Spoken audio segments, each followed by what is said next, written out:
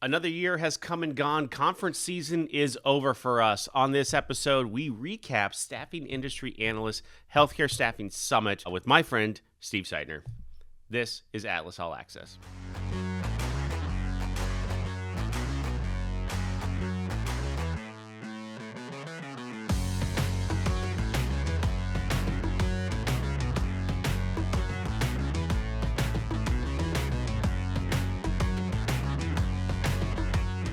All right, welcome back. Thank you. I got a question for you. You got a question for me. Yeah, I love it. Seems like I'm getting relegated to just recaps of meetings. How come I don't get to do any of the fun stuff?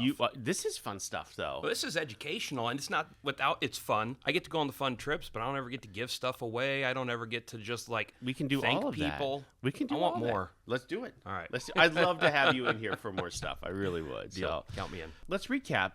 How this year went. We've done this a few times over the years. I went back and watched last year. We actually went to Staffing World and then Staffing Industry Analysts after, like back to back almost. Yes. Luckily, we didn't have that much travel this year.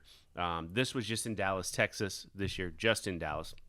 It was a really great time. We had a lot of good information that came out of that. I think my biggest question for you is every year we have a different takeaway from this show. What was your biggest takeaway from this year? Yeah, I mean, a split room maybe.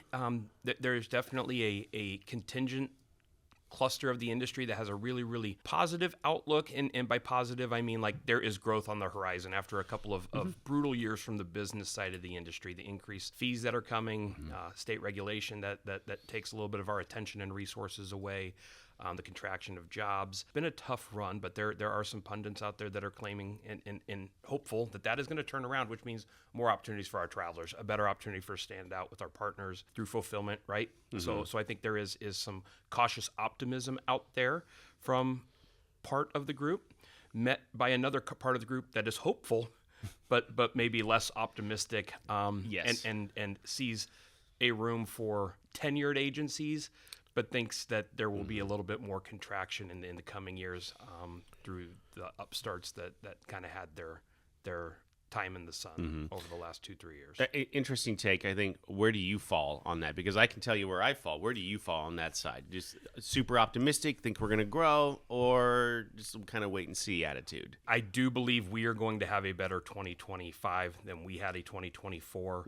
I think we are in a good position to take advantage of the turnaround. Fortunately, we've played our hand for a long time at, trying to be everybody's friend, being Switzerland, and with the sole focus of having the job, so that when our nurses came to look for work, we never had to tell them no. We made the decision not to either work with that facility or that organization. Correct. So I think even through the downturn where some people turned their backs on some of those relationships, we held strong with them. So I do think that we are primed with a very tenured internal staff to take advantage of it when it comes back. So you fall more in the optimistic category, that you believe we're going to grow. I am an eternal optimist with a bit of a dose of reality set in. I can look at the past with some honesty in areas maybe we didn't do as well. 2024 did not end up as good, or isn't looking like it's going to end up as good as we'd hoped. But that doesn't mean I don't think that we're going to give it all we got next year. I think I absolutely agree. There were a couple things that stood out to me along those same things. So my biggest takeaway would be that exact same thing.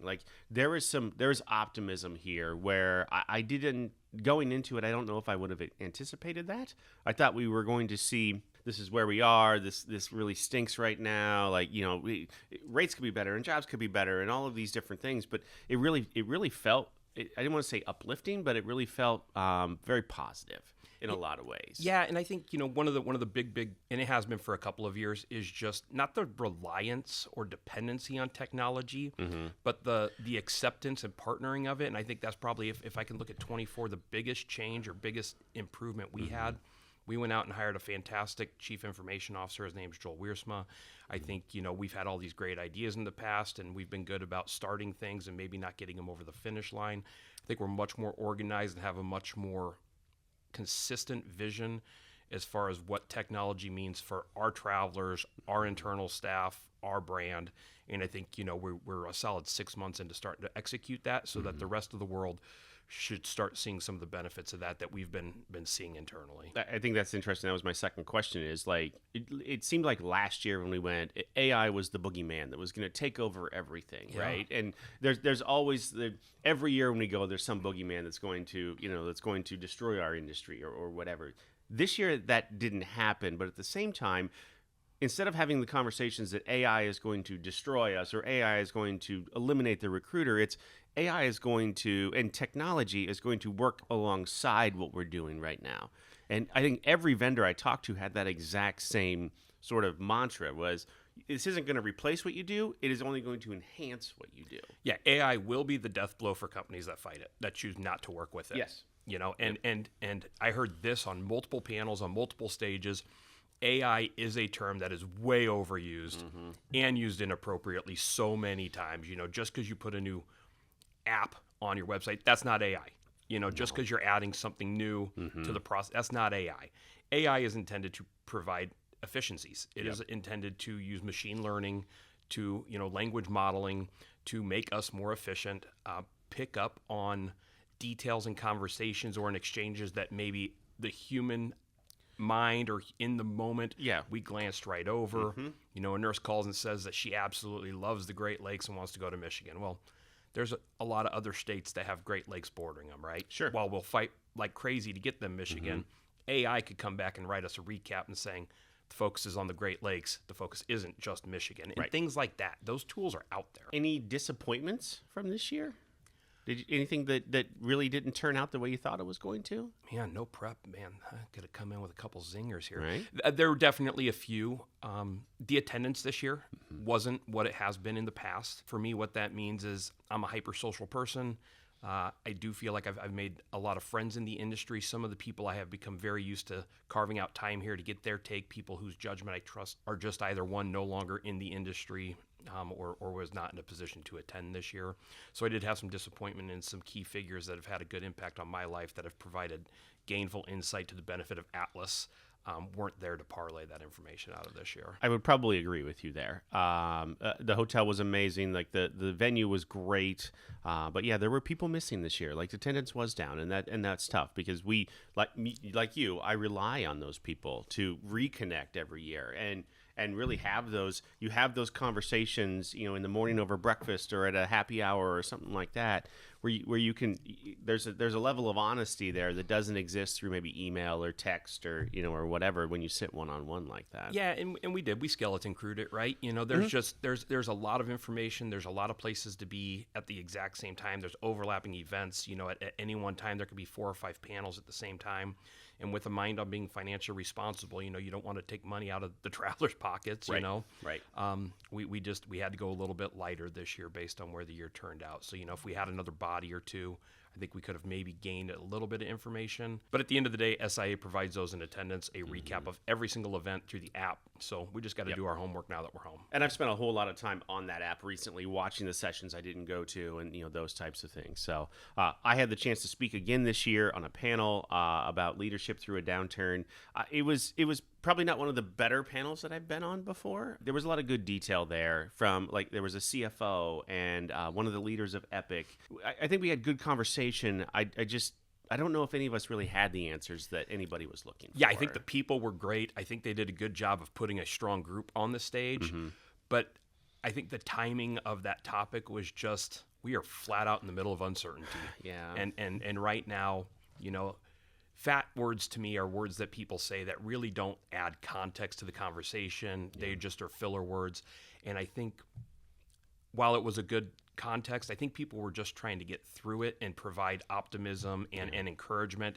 You used a great quote, and I'm going to screw it up, but and you're quoting McQuoterson.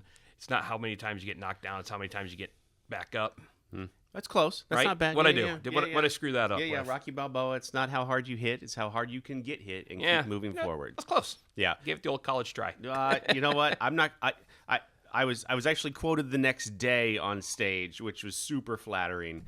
I'm going to give a shout out to Rich Smith. I don't know if you're in here or not, but I love the connection back to humanity on his panel was so good, and that's like the DNA of Atlas. And so he gave the Rocky Balboa quote, right? Like, it doesn't matter how hard you hit, it matters how hard you can get hit and keep going. People paid attention. People were watching. Yeah. And I think that's probably what I took away from that session was we had an impact while we were there on stage. My biggest takeaway is, again, just our position within the industry. You know, there's still hundreds and hundreds and hundreds of companies in this industry, but only a couple dozen had people selected to speak. Yeah. So that's my biggest takeaway, honestly, was that they respect our opinion and they feel that we have an opportunity to positively influence. So wrap it up for me. Take one last look back to what we did, how we did it, all of that. What was your fondest memory? What did you have the most fun with? Man, we ended up at an event, and this is not gonna. I am not a cowboy, but I got a cowboy hat now. And this thing was so nice, I didn't want to ruin this. Yeah. So I wore the thing all the way back through the Dallas airport, into Omaha, through the airport, through the parking garage, and walked right in the house. And my wife goes, "Where did that come from?" Said, "I don't know, but it isn't going away." So I don't know, maybe Cowboy Steve is a thing now. We'll figure it out. Super thanks to Bullhorn and Health Trust for hosting that event. It was upstairs at a place called Texas Live. And we had multiple great conversations there. But yeah, they gave us all these Cody James cowboy hats. They're not like cheap hats by any means. And same thing. I wore it through the airport. I wore it home. My wife was like, "You look silly. What is this? You are not a cowboy." Maybe I am a cowboy now. You never know. Add to the silly. Rich and I shared a glass of Chardonnay in the airport with our cowboy hats on. Just two cowboys drinking Chardonnay at the Dallas airport. So it was fun. I think in the end, though, it's what does this mean for our travelers? It means we get a chance to reconnect with others in our industry one-on-one and really understand what's happening in our world, so then we can come back here and either make changes, learn from our mistakes, learn from our successes, and make Atlas better so your experience with us is better. Thank you, sir. I look forward to doing it again. Next year, it's back in Las Vegas at Red Rocks. So Saving Grace there is 45 minutes away from the Strip. And I know how much you love smoky casinos. Yeah, not at all. There we go. All right, man. Thank you. All right. We'll see you next time. Bye.